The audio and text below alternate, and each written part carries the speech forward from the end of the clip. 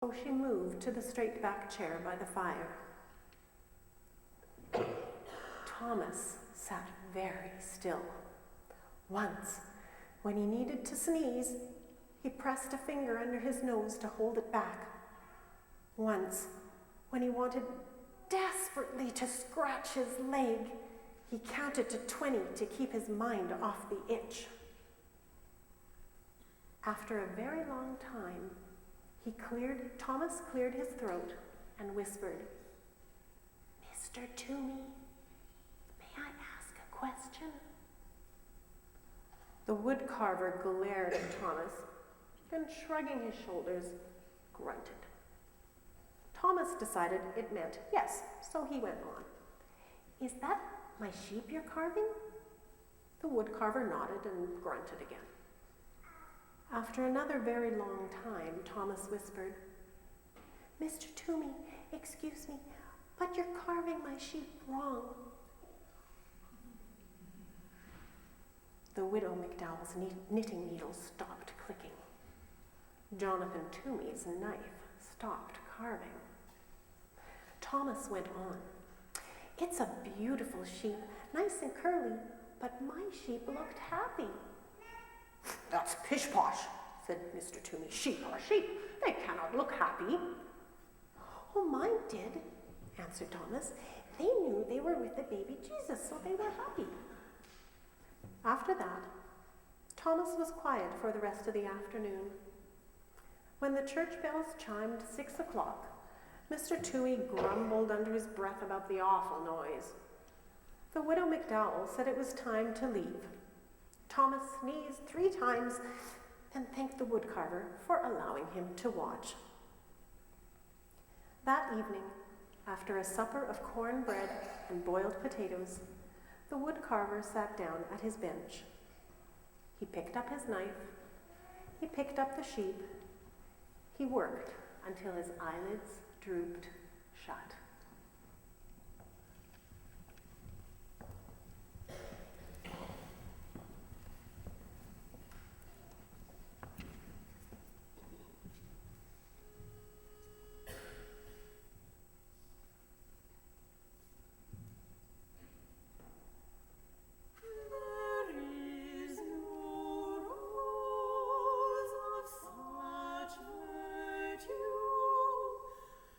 As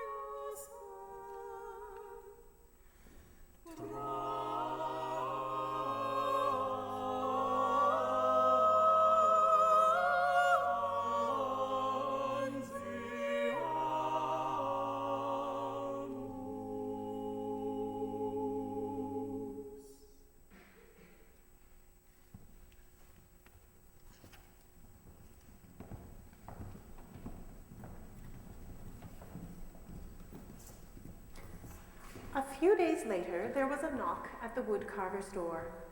Griping and grumbling, he went to answer it. There stood the widow and her son. "May I watch again? I'll be quiet," said Thomas. He settled himself on the stool very quietly, while his mother laid a basket of sweet-smelling raisin buns on the table. "The teapot is warm," Mr. Toomey said gruffly, his head bent over his work. While Mr. Toomey carved, the widow McDowell poured tea.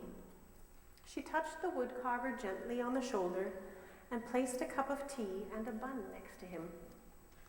He pretended not to notice, but soon both the plate and the cup were empty. Thomas tried to eat the bun his mother had given him as quietly as he could, but it is almost impossible to be 7 and eat a warm, sticky raisin bun without making various smacking, licking, satisfied noises. When Thomas had finished, he tried to sit quietly. Once he almost hiccuped, but he took a deep breath and held it till his face turned red. And once, without thinking, he began to swing his legs, but a glare from the woodcarver stopped him, and he kept them so still they fell asleep. After a very long time, Thomas whispered, "Mr. Toomey, excuse me, may I ask a question?" "Is that my cow you're carving?" "Mm-hmm." Another very long time went by. Then Thomas cleared his throat and said, "Mr. Toomey, excuse me, but I must tell you something. That is a beautiful cow, the most beautiful cow I have ever seen. But it's not right. My cow looked proud." "That's pish-posh," growled the woodcarver. "Cows are cows. They cannot look proud." "My cow did. It knew that Jesus chose to be born in its barn, so it was proud." Thomas was quiet for the rest of the afternoon. The only sounds that could be heard were the scraping of the carving knife, the humming of the widow McDowell, and the click-click of her knitting needles. When the church bells chimed 6 o'clock, Mr. Toomey muttered under his breath about the noise. The widow McDowell said it was time to leave. Thomas shook first one leg, then the other. He thanked the woodcarver for allowing him to watch.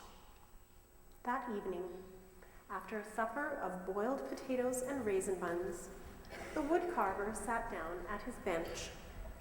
He picked up his carving knife. He picked up the cow.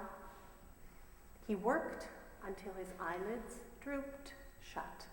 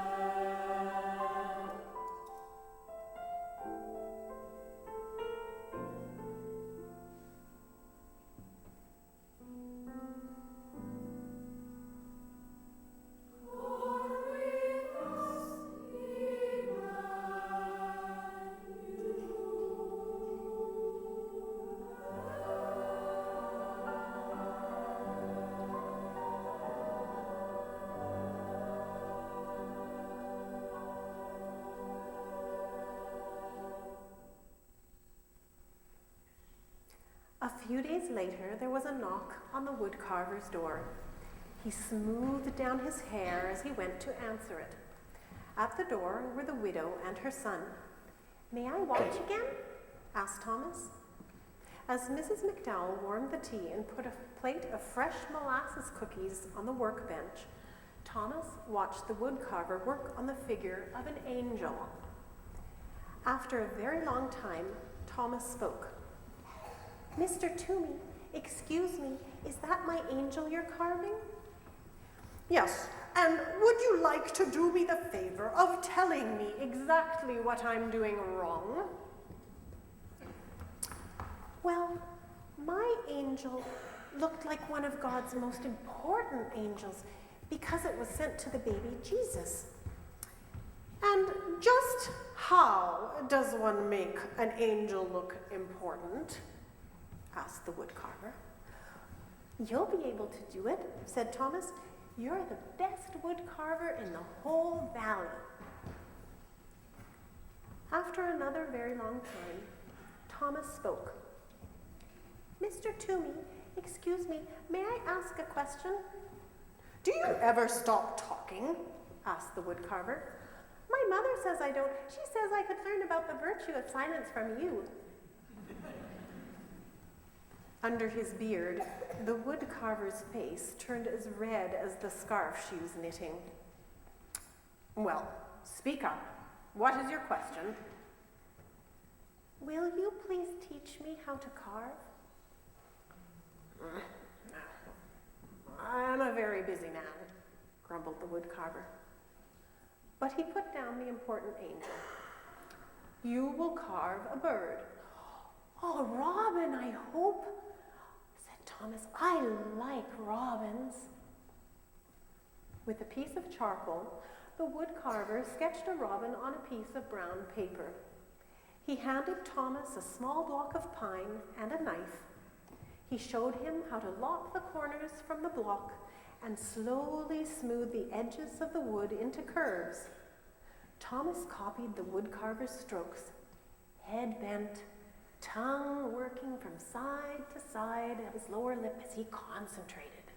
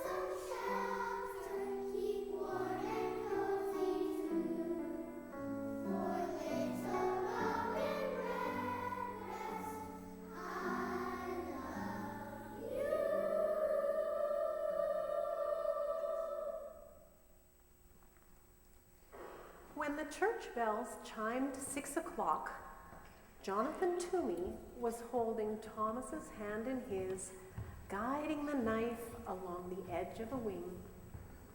He didn't hear them ringing. The widow McDowell said it was time to leave. Thomas brushed wood shavings from his shirt Then he reached out and brushed 2 especially large pieces of wood shaving from Jonathan Toomey's beard. He thanked the woodcarver for teaching him how to carve. Later, after a supper of boiled potatoes and molasses cookies, Jonathan Toomey went to his workbench. He thought for a very long time. He sketched, drawing after drawing. Finally, he picked up his carving knife. He picked up the angel. He carved until his eyelids drooped shut.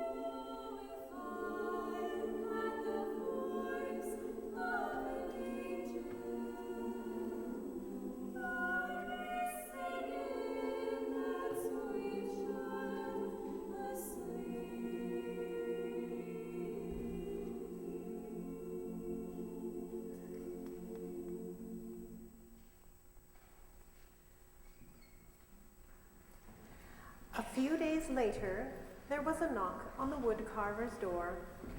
Mr. Toomey jumped up to answer it.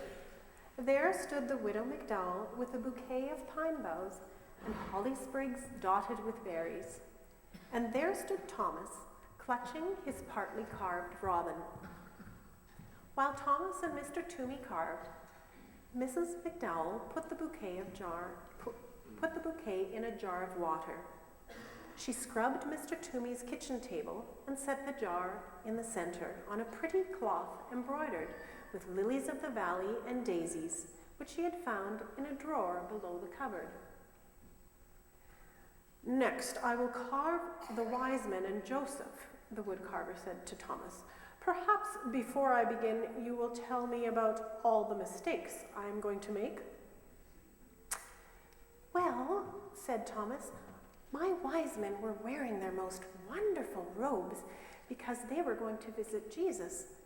And my Joseph, he was leaning over the baby Jesus like he was protecting him. He looked very serious."